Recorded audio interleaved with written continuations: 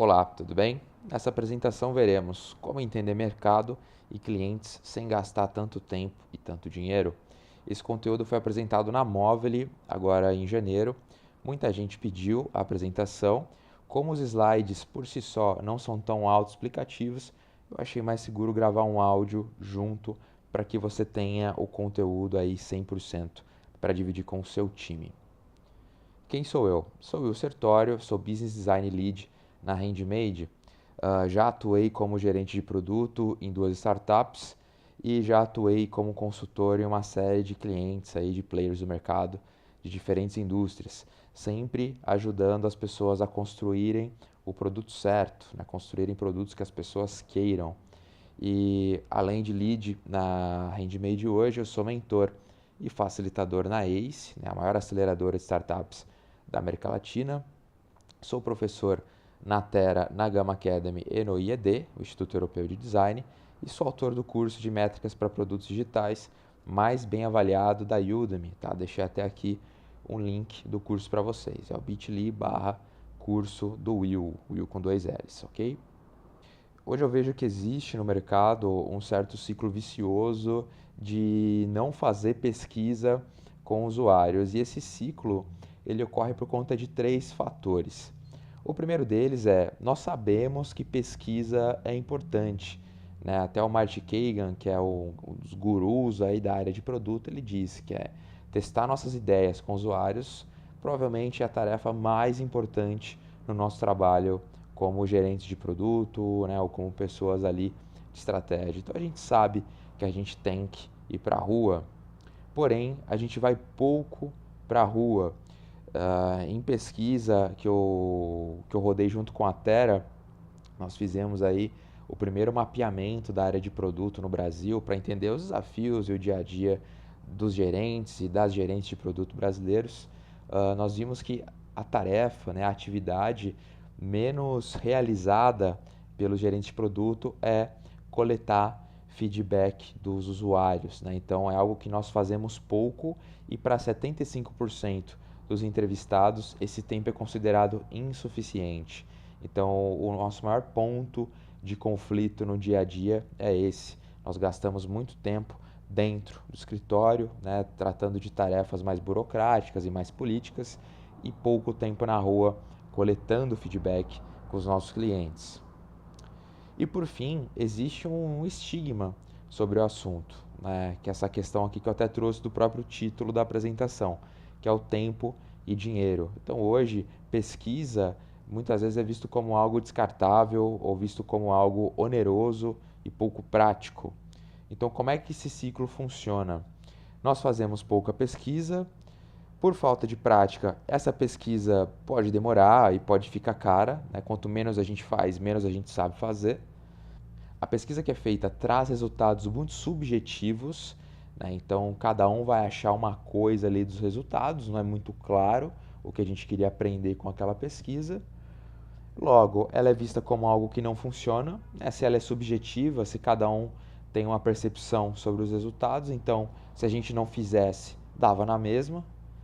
E por fim, como ela é vista como algo que não funciona, isso aumenta a nossa dificuldade em aprovar novas pesquisas e a gente faz pesquisa cada vez menos e assim por diante. Esse é o ciclo que eu vejo que existe aí em várias empresas do mercado, tá? Independente do porte.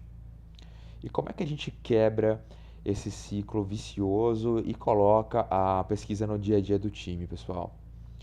Eu vejo três pontos, tá? São pontos que eu ainda estou trabalhando, estruturando, mas na minha experiência prática são coisas que funcionam, tá? Mindset, entender qual que é o tipo de pesquisa e a hora certa de fazer e por fim, removendo a subjetividade do nosso processo. O que é o mindset, né? O mindset não são apenas os valores do seu time. É muito comum a gente ir numa empresa e lá tem o quadro de missão, visão e valores, tá? Não é isso.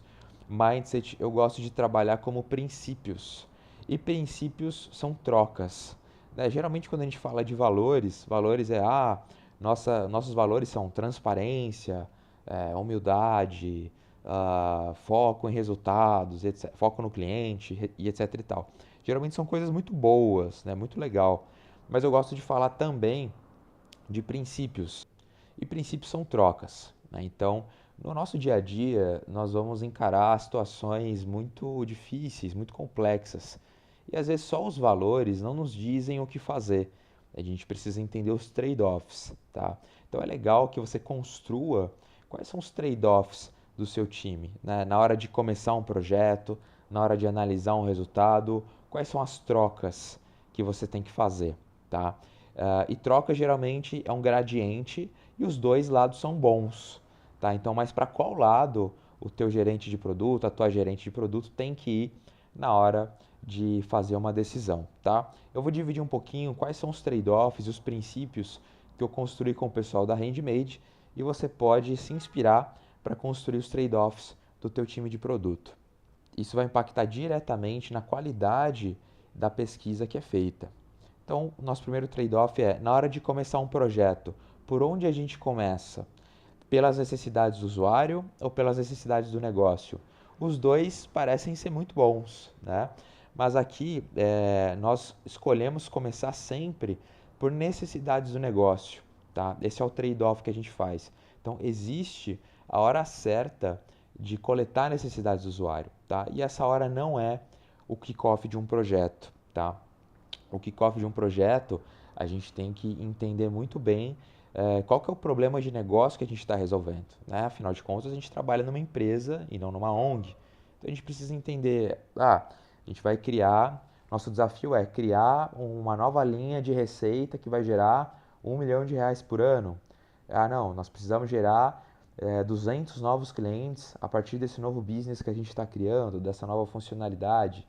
A gente precisa levar a nossa retenção de 5% a 10% ao mês. Independente do que for, do indicador, o importante é que a gente comece de um resultado de negócio e não de uma necessidade do usuário, tá? Por quê? É o que eu já vi na prática. Quando a gente começa de necessidades do usuário, depois, para fazer o link com negócios, é muito subjetivo, é muito difícil. Olha, criamos um aplicativo incrível que resolve um problema lá do caixa do supermercado, né? Ele consegue fazer a atividade dele mais rápido. Só que a gente não sabe depois como vender isso para os supermercados, né? A gente não sabe quais são os argumentos de venda que a gente vai precisar ter na hora de vender esse produto para o supermercado. Então, o ideal é que a gente comece primeiro com uma meta de negócio e aí sim a gente vai entender, né, no dia a dia como é que é esse desafio no ponto de vista do usuário, tá? Então a gente ter essa clareza sobre o que é bom a nível de negócio vai nos proteger durante todo o caminho. O segundo princípio que a gente trabalha é o de combinar o jogo. Então, na hora de começar um projeto, é melhor fazer uma engenharia reversa do que explorar, tá? Por que eu falo isso? Imagina que você entra com o seu time numa floresta, vocês vão explorar e você fala para o seu time, me tragam, encontrem riquezas. E aí o seu time vai a campo. E aí um membro do seu time fala, eu encontrei ouro. O outro fala, eu encontrei madeira. É uma riqueza também, a gente pode transformar isso e vender. O outro fala, eu encontrei água. A água também é uma riqueza. E o outro fala, eu encontrei um solo muito fértil, que também é um tipo de riqueza. Então, imagina só, você tem aí resultados muito diferentes. Como é que você prioriza isso? Imagina a discussão depois, né? Se a gente vai trabalhar com a água, com o ouro, com o diamante, o que vocês encontraram ali, o que a gente vai investir depois. Então é muito complicado esse tipo de discussão, por isso eu não gosto de começar projetos explorando. Eu prefiro começar um projeto fazendo engenharia reversa. Então imagina que você chega para o seu time e fala, olha, a gente vai entrar nessa floresta e nós precisamos achar uma riqueza que a gente consiga transportar e vender no vilarejo que tem a 5 quilômetros daqui e nós temos essas mochilas aqui para carregar, tá? E a gente precisa gerar X mil reais com a venda dessas riquezas. Então, aí sim vocês vão procurar. Então, é óbvio que o ouro, o diamante, né, ou algum metal precioso vai ser muito mais adequado para a gente vender dentro dessa premissa do que a madeira, a água e o solo fértil, que também são riquezas, mas que a gente não consegue trabalhar. Então, o ideal é que a gente defina sempre uma meta do que a gente quer ter e faça uma engenharia reversa de como a gente vai chegar lá. E esse lance de combinar o jogo é muito crítico, pessoal. Eu vejo muitas equipes indo direto para campo, fazer pesquisa e depois eles voltam e não conseguem aproveitar os resultados. E tem uma frase da Cassie, que ela é diretora no Google, que ela diz o seguinte: muitas pessoas usam dados apenas para se sentir bem sobre decisões que elas já tomaram. Então, o que significa isso? Às vezes, se você vai para campo e traz resultados, né, para o seu time, só tem dois outcomes possíveis. Se os dados confirmam o que o time já suspeitava, mesmo que a sua pesquisa tenha sido muito mal feita, a pesquisa ela vai ser ovacionada. Putz, que foda, realmente eu achava que era isso que acontecia. Né? Eu achava que realmente esse problema existia dessa forma e vamos nessa, parabéns aí pela sua pesquisa. Agora, se os dados contrariam as crenças do nosso time, mesmo que a pesquisa tenha sido muito bem feita, o nosso método vai ser questionado. Vão questionar a gente: mas quantas pessoas você falou? Mas você falou com o público certo? Mas será que eles entenderam o que você queria dizer? Então, a sua pesquisa vai ser colocada em xeque. Então, é muito importante que a gente combine o jogo antes de ir para a rua, tá? Então, vamos ver dois exemplos aqui. Qual deles dá menos espaço para ambiguidade? Uma é a gente chegar no time e falar: olha, a gente vai falar com alguns clientes e a gente quer saber se eles usam aplicativos financeiros para controlar os seus gastos. Essa é a premissa da nossa pesquisa. Só que isso pode dar margem para muita dúvida, né? Com quantos clientes a gente vai falar? Mas como a gente vai quantificar esse problema? E uma outra abordagem muito mais objetiva é: olha, a gente vai para a rua, vamos falar com 20 clientes, tudo bem? Tudo bem. Se 15 deles passam mais de 3 horas por semana usando 2 ou mais aplicativos financeiros para controlar seus gastos, vamos considerar o problema como validado. Tá? Existe aí um atrito, né? Existe um problema do usuário usar muitos softwares para fazer algo que deveria ser simples. Todo mundo concorda? Beleza? 15 é um número legal para todo mundo? Então vamos para a rua. Quando eu falo combinar o jogo, é disso que eu estou falando. Né? A gente combinar muito bem os critérios de aceite da nossa pesquisa. E um livro que não tem nada a ver com pesquisa, mas que fala muito disso, é o Getting to Yes, do William Ury. É um livro sobre negociação, né, que ele fala que antes de entrar numa negociação, o ideal é que você defina quais são os critérios de avaliação que a gente vai ter, né, quais são os princípios que a gente vai avaliar a negociação e chegar num acordo. E uma pesquisa não deixa de ser uma negociação. Então, antes de ir para campo, combina direito com o seu time o que vocês querem ver. E por fim, um outro princípio que a gente trabalha, nós temos mais princípios, mas eu acho que esses valem a pena compartilhar, é a diferença entre resultados e entregáveis. Né? É melhor a gente se comprometer com resultados do que com entregáveis. Por quê? Resultado a gente consegue medir. Né? Olha, queremos ter 20 clientes interessados no que a gente está construindo, né? Queremos ali ter 10 compradores, queremos ter 5 leads. É muito melhor se comprometer com isso do que com entregas, porque as entregas mudam com o decorrer do projeto, né? Se eu te prometo uma persona, ou uma jornada, ou algo do tipo, não quer dizer que a pesquisa vai ser bem sucedida se eu te entregar uma persona no final. Né? É melhor a gente se comprometer ali com resultados de aprendizado, efetivamente, do que com entregáveis. Os entregáveis eles mudam. Então eu gosto de dizer que o resultado é o onde a gente quer chegar e os entregáveis são o como, tá? É o caminho. Então os entregáveis vão mudar com o tempo, não se comprometa com entregáveis. E isso, até falando em outro nível, é uma maneira bem legal, né, se você faz roadmaps de produto, de você pensar assim, né, o ponto de partida dos seus roadmaps devem ser sempre resultados. Né? Queremos X de receita, X de clientes, X de engajamento, e como a gente vai fazer isso?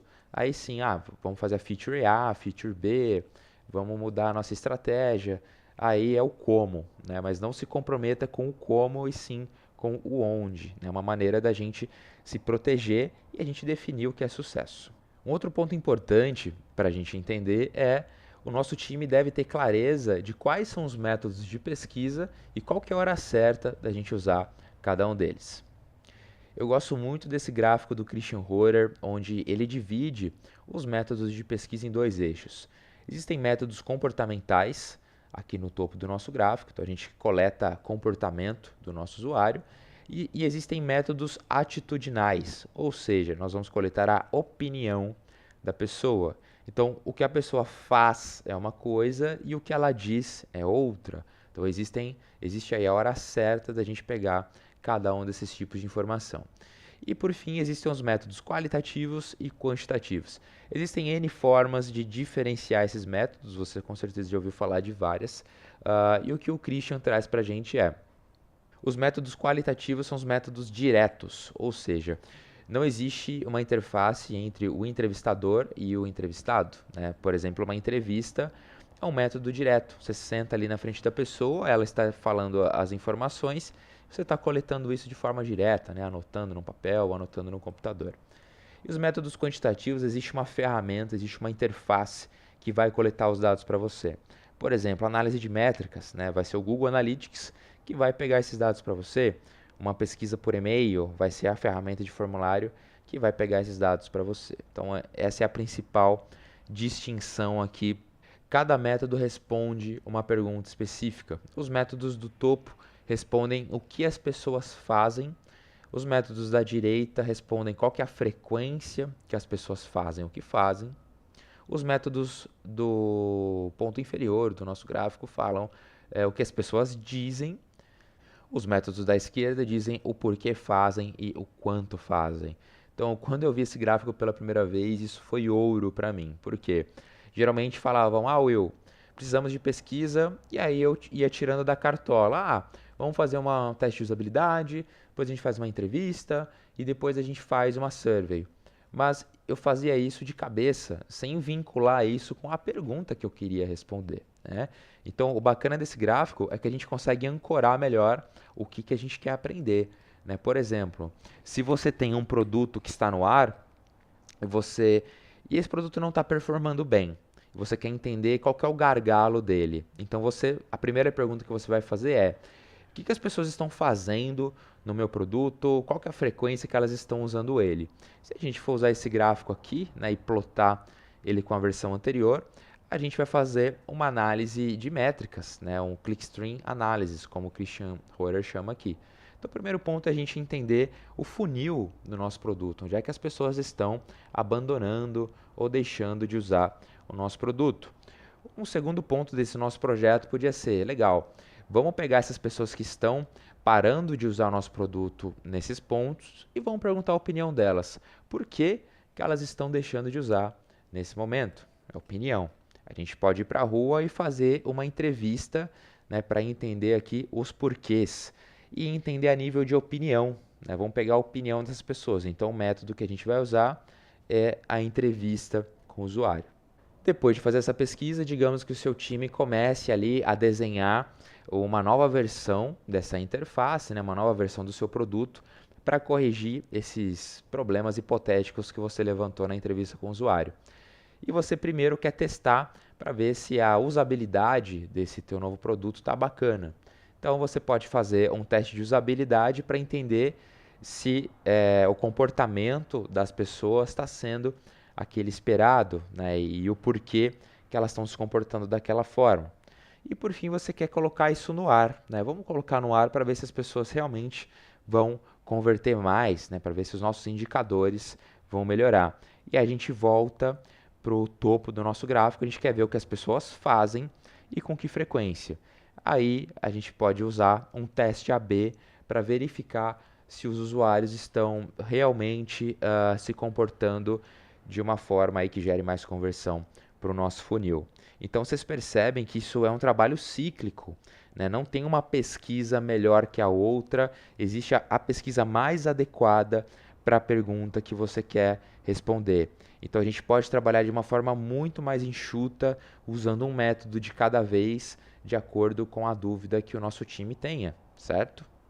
Vamos para a terceira parte para entender como é que a gente deixa o nosso esforço de pesquisa menos subjetivo. Aqui eu vou dar um foco maior em entrevista com o usuário, que eu vejo que é o arroz com feijão da pesquisa com o usuário, e eu vejo que é um dos métodos que os times de produto mais apanham para fazer no dia a dia e que eles mais fazem errado. E o que trazem mais resultados mais subjetivos e problemáticos e acabam fazendo menos, tá legal? Qual que é o problema da entrevista com o usuário, né, como método? Ela tem o seguinte problema. Se a gente for voltar lá no gráfico do Christian, a gente vê que ele é um método focado na coleta de opiniões, certo? Ele está ali no atitudinal. E ele é um método que tem um entregável muito difícil de aproveitar, né? Eu acho que você já deve ter trabalhado com algum pesquisador alguma vez que te entregou um catatal de slides ou um documento gigantesco com os insights da pesquisa. Isso é muito difícil de aproveitar, isso é muito difícil de dividir com o time, isso é muito difícil de atualizar, né? Então, o nosso desafio é o seguinte: como é que a gente consegue dados mais comportamentais, ou seja, menos opinativos, tá? A gente quer ver o que a pessoa faz, e como é que a gente deixa o nosso entregável de pesquisa mais útil, né, no dia a dia de produto. E nós temos duas respostas aqui.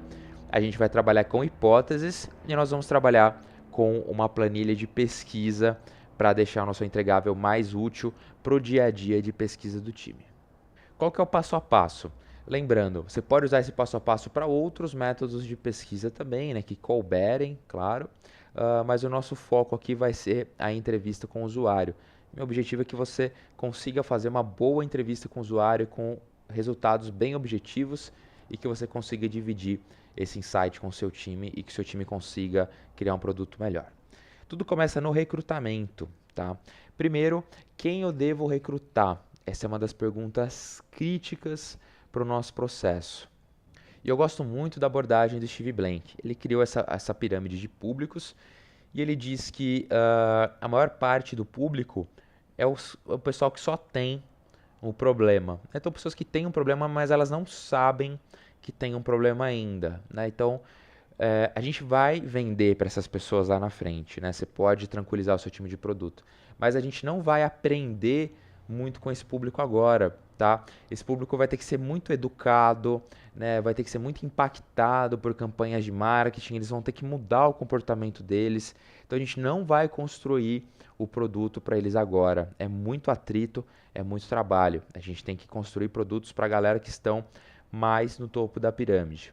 Então você tem aqui pessoas que têm um problema subindo, pessoas que têm um problema e sabem que tem um problema, pessoas que já estão procurando por uma solução, pessoas que já estão resolvendo de alguma forma, já montaram ali uma gambiarra, e por fim, pessoas que já gastam para resolver esse problema.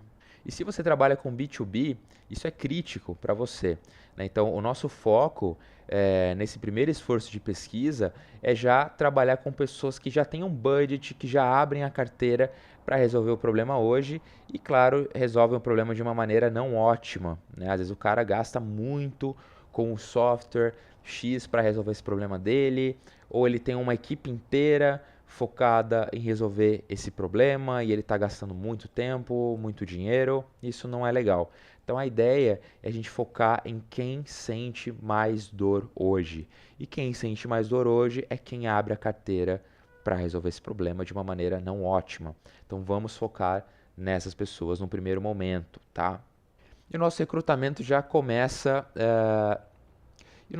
e a pesquisa já começa então do recrutamento, né? O ideal é que você segmente as pessoas já ali no teu speech, né? Na hora de recrutar essa galera, você já coloque um pouquinho do comportamento que você quer validar. E aqui existem duas abordagens, né? Se você, por exemplo, chegar lá no seu LinkedIn, digamos que você esteja fazendo uma pesquisa com caminhoneiros, você queira criar um novo aplicativo para caminhoneiros, para ensinar a ginástica laboral para eles, né? Você acha que eles têm muita dor nas costas e perdem muito tempo e muito dinheiro com isso durante o ano, você quer criar um app para esses caras. Aí você foi lá no seu LinkedIn e perguntou: procuramos caminhoneiros para um bate-papo de até 20 minutos por telefone. Qual que é o problema? Você está no canal errado, né? Eu acho que o LinkedIn não é um canal que os caminhoneiros utilizam com frequência, ou um canal onde pessoas que conheçam caminhoneiros com facilidade também utilizam, né? Então a gente está no canal errado. E o problema é o seguinte: você pode começar a entrevista e falar, ô amigo, e aí, você tem dor nas costas com frequência? Ele fala não. Então, você está perdendo o seu tempo e o tempo do usuário. Então, o ideal é a gente já recrutar pessoas que a gente já acha, né, já fazer esse filtro do problema logo no nosso discurso de recrutamento. Um bom exemplo é a gente já ir em lugares onde esse público se organiza, né, onde esse público troca ideia. Por exemplo, você abrir um grupo, né, acessar um grupo de Facebook de caminhoneiros, como o grupo Vida de Caminhoneiro, que existe, e eu inclusive participo, e você ir lá e recrutar essa galera. Então, amigos, quem aí sofre com dor nas costas? Estamos fazendo uma pesquisa por telefone para entender melhor os desafios do dia a dia de vocês. É jogo rápido, coisa de 20 minutos, tá? Então, uma maneira mais legal é a gente ir onde essa galera já se organiza e troca informações. E onde você pode recrutar essas pessoas, né? Você pode encontrar grupos de Facebook, grupos de WhatsApp, onde eles trocam ideia, fóruns e marketplaces como o Airbnb, OLX e Mercado Livre. O OLX eu tenho usado bastante ele ultimamente para recrutamento, tem funcionado muito bem. Feiras e evento, pedir indicação, né, para sua rede. E claro, se você já tem uma empresa, já tem um produto no ar, trabalhar a sua própria base de e-mails e a base de clientes, né? Muitos clientes gostam de participar de pesquisa e sentir que estão fazendo parte de algo novo. Se está difícil de recrutar essa galera, é mau sinal, né? E se está difícil recrutar, imagina na hora de vender esse seu produto ou esse seu serviço. Então eu vejo o recrutamento como uma espécie de teste de canal, né? Onde é que você vai conseguir essas pessoas para comprar o seu produto depois? Você tem dois caminhos: ou pensar em estratégias alternativas de recrutamento, ou repensar o seu público. Eu já tive um projeto onde a gente tinha que recrutar síndicos profissionais de edifícios comerciais com mais de 2 torres. Como vocês podem imaginar, o recrutamento não foi um sucesso, né? Um público muito nichado. A gente deu um passo para trás, deixou mais aberto, falou, não, vamos falar só com síndicos profissionais, e aí o nosso recrutamento foi muito mais fácil. E aqui um assunto mais polêmico até, que é sobre a bonificação da pesquisa, né? Numa pesquisa para validar problema público, como é o nosso caso aqui, a gente deve ou não pagar as pessoas pela participação delas, tá? O ideal é que a gente não tenha que pagar. O ideal, tá, é que a gente consiga pessoas tão interessadas em falar daquele assunto que elas queiram falar de boa vontade com a gente e queiram fazer parte da construção aqui do nosso produto, tá? Então o ideal é que não, né, que você consiga pessoas de graça. Mas o ideal não é sempre o que acontece, né? Geralmente você tem um deadline de tempo e se você está com pressa ou se tiver difícil recrutar a galera sem oferecer nada, ofereça um vale presente, né? Coisa ali de 50 a 100 reais, um vale presente é uma maneira legal de bonificar a pessoa no sentido de troca. Olha, você está me dando o seu tempo e eu estou aqui de forma grata agradecendo por ele através de um vale presente. Não é uma relação financeira. Eu não gosto muito de dar dinheiro, né, como forma de agradecer o participante, porque eu acho que a gente acaba criando uma relação transacional, né? Você está pagando pelo tempo da pessoa e isso pode levantar algumas dúvidas do usuário, né? Ah, será que o meu tempo vale tudo isso? Será que eu não posso pedir mais um pouco? Será que eu não posso barganhar? Eu não gosto de construir esse tipo de relação num primeiro momento, tá? Mas é claro, existem empresas mais tradicionais que trabalham com dinheiro, né? Tem bancos, por exemplo, que fazem pesquisa e oferecem lá 150, 200 reais pelo tempo da pessoa, tá? Aí é uma questão de cada empresa. Eu dou essa dica para vocês, que é tentar construir uma relação mais de... Você está mais criando um relacionamento ali, um networking, né? Mais uma amizade do que uma questão de financeira de cliente, não é uma relação de clientela. E para o roteiro da sua pesquisa? Para o roteiro, eu gosto muito de trabalhar com uma planilha de entrevistas, tá? Depois eu até deixo o link para vocês, mas ela tem uma estrutura muito simples, né? Ela tem uma coluna de hipóteses, né? A coluna A. A coluna B, nós colocamos a pergunta que vai validar a nossa hipótese, e nas colunas seguintes, cada resposta do usuário vai preencher uma das colunas. E a gente pinta de vermelho ou de verde, caso a hipótese tenha sido validada ou invalidada.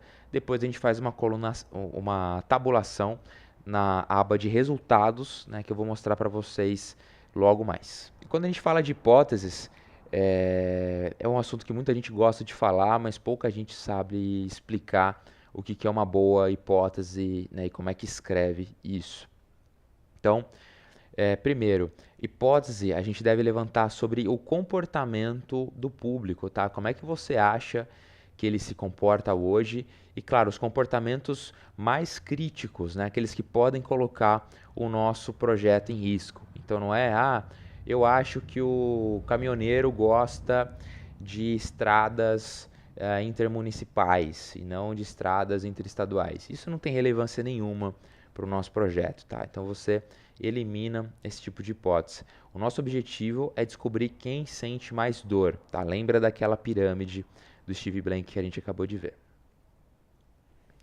Vamos ver alguns exemplos, né? Eu gosto de dar duas dicas. Primeiro, a gente tem que quantificar o comportamento através da hipótese, tá?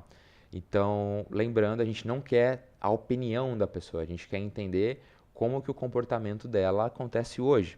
Então aqui eu vou dar um exemplo ruim e um exemplo bom. Ruim, vamos lá, hipótese. O caminhoneiro vive com dor nas costas. E a nossa pergunta, você fica com dor nas costas frequentemente? Caminhoneiro 1 responde, sim, tenho dor nas costas todo dia. Caminhoneiro 2, sim, de vez em quando eu tenho. Os dois validaram a nossa hipótese. O caminhoneiro vive com dor nas costas, os dois têm, né? Então beleza. Mas qual que é o problema aqui? A nossa hipótese está errada e a nossa pergunta está errada.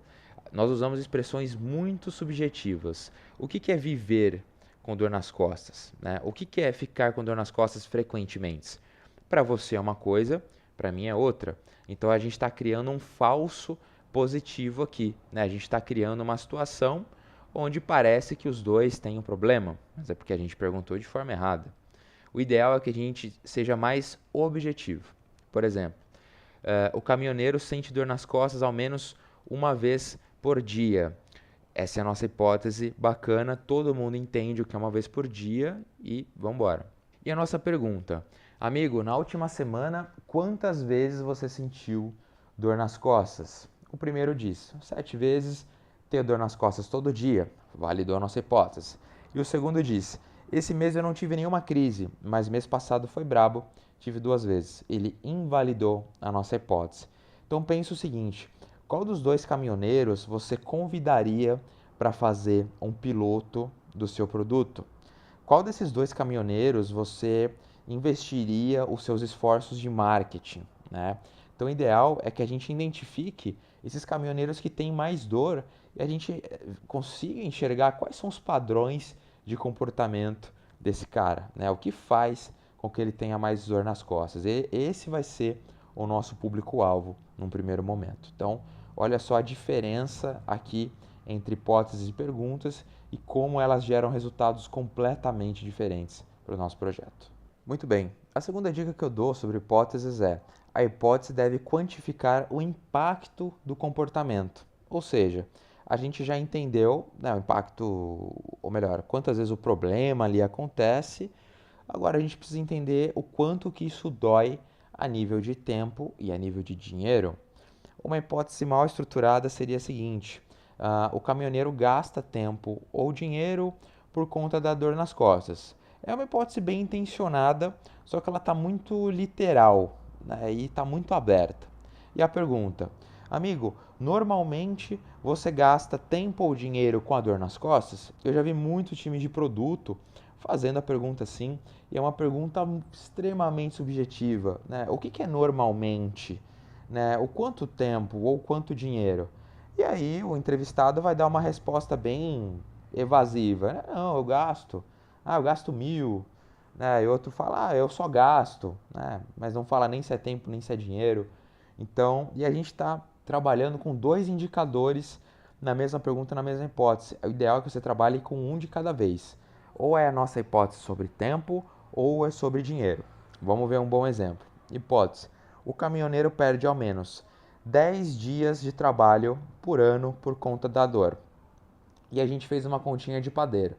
A gente viu que a média de salário dos caras é de 4 mil por mês, logo ele gasta ali R$ 1.333 ao ano por conta desse problema, tá? A nossa hipótese é essa, a gente não precisa falar isso para o usuário. A gente vai perguntar o seguinte: ano passado, quantos dias de trabalho você ficou afastado por conta da dor nas costas? E aí o caminhoneiro 1 fala: eu perdi uns 15 dias de trabalho, eu acho. Validou a nossa hipótese. E o segundo fala: eu nunca parei não, dá para aguentar. Então, de novo, qual dos dois caminhoneiros você apresentaria, né, o teu aplicativo, ou chamaria para um teste, ou faria até uma proposta para ele ser um dos seus primeiros usuários? Né? Com certeza, o primeiro caminhoneiro, ele tem muito, o problema com ele é muito maior, né? Tem muito mais impacto do que com o caminhoneiro número 2, tá certo? De novo, nós estamos num contexto aqui nesse exemplo de validar problema em público. A gente não está falando de solução ainda. Então, não induza com o futuro do pretérito. Você compraria, você usaria o nosso produto, tá? Vamos focar em fazer perguntas no presente e no passado, tá? Presente e passado são comportamentos, né, que já existiram. Futuro é opinião. A regra dos 25%. É muito comum que a gente esqueça de perguntar por quê num processo de pesquisa, né? Uma porque às vezes a gente está ansioso em terminar o questionário logo, ou a gente está com medo de esquecer alguma pergunta. Então é ideal que você já coloque no seu questionário pelo menos um quarto das perguntas como porquês. Por que você perde tantos dias assim, né? Por que você perde tanto dinheiro assim, né? O que você acha, tal? É importante, né? A entrevista com o usuário é um método onde a gente tem mais riqueza quando a gente pergunta por quê. Todos os outros métodos a gente pode perguntar por quê também, né? Num teste de usabilidade, numa survey, só que as respostas vão ser, às vezes, mais nos métodos quantitativos, né? Claro, elas vão ser mais superficiais, então aqui no qualitativo a gente pode explorar isso muito melhor. E depois do demográfico ali, né? Nome, idade, etc., comece o teu questionário com perguntas mais abertas, tá? Você vai entender o porquê disso logo mais. Para descobrir comportamento, como eu falei, é importante a gente perguntar no presente, no passado. Um exemplo ruim: os caminhoneiros vão pagar por um app para aliviar a dor nas costas. Pergunta: você pagaria R$ 10 por mês num aplicativo que te ensina movimentos de ginástica para aliviar a dor nas costas? Pô, você não mostrou nenhum protótipo pro cara, não tem nenhum pitch, você não tem nada. Você está numa fase de pesquisa de problema e você já está perguntando isso. Isso está muito aberto, né? O caminhoneiro nem sabe o que é isso. E aí, para ser legal com você, ele vai falar: pode ser. Beleza, né? Então não é a hora certa da gente perguntar isso. Mas eu entendo a sua preocupação nesse momento. Você quer saber se ele vai pagar. Então é legal a gente saber, antes de se ele vai pagar, o quanto ele já gasta com esse problema hoje, certo? Né? Lembra lá da pirâmide de Steve Blank, quanto que esse cara já abre a carteira hoje para resolver o problema. Então, a nossa hipótese é: o caminhoneiro já gasta no mínimo R$ 100 por mês para aliviar a dor nas costas com consultas e remédios, tá? Pergunta: nesse último mês, quanto você gastou em remédios e consultas? O caminhoneiro 1, né, que já é aqui o nosso queridinho, vai falar: eu gastei R$ 150 na farmácia. E o caminhoneiro 2 vai falar: não gastei nada não. Eu fui no posto de saúde mês passado, tomei um remédio na veia e ficou tudo certo. Então, de novo, o caminhoneiro 1 validou a nossa hipótese, ele gasta mais até que R$ 100 por mês, né, para aliviar a dor nas costas, e o caminhoneiro 2 está totalmente fora do nosso público, né? É importante a gente entender como a gente identifica esses caras para a gente não focar neles nesse primeiro momento, tá? Eles não são o nosso público agora. Na parte de rodar a pesquisa, eu dou algumas dicas para você, né? Faz em dupla, tá? O ideal é que um seja o observador e um entrevistador. Então, um está focado ali no flow da conversa, né? Está focado em extrair as informações do entrevistado, né? Para que isso flua de forma legal. E o segundo está focado em anotar. E a dica que eu dou para quem vai anotar é que já anote direto na planilha, tá? A gente vai falar disso já já. E uma dica de ouro que eu dou para você é a seguinte: é a regra dos 60 segundos de silêncio, tá? O pior que pode acontecer numa pesquisa qualitativa é a pessoa ser monossilábica, né? Então, você fala, por que você virou caminhoneiro? Porque meu pai era caminhoneiro. Acabou. Então isso é muito ruim, né? Isso realmente a gente vai estar gastando tempo e dinheiro à toa, né? Isso não é legal. Então, e geralmente esse problema acontece porque nós colocamos o tom errado na entrevista, tá? A pessoa acha que se ela responder pouco, já está bom. Então, geralmente, quando a pessoa responde pouco, nós estamos ansiosos, né, como entrevistadores, e a gente já pula para a próxima pergunta, né? Então tudo bem, então vamos para a próxima pergunta. Então aqui a dica é o seguinte: a primeira pergunta faz ela mais aberta e fique em silêncio, né? O cara fala, porque meu pai é caminhoneiro. E aí você dá aquela olhadinha e fala, tá, mas. Ou você fala, aham, né? Tudo bem.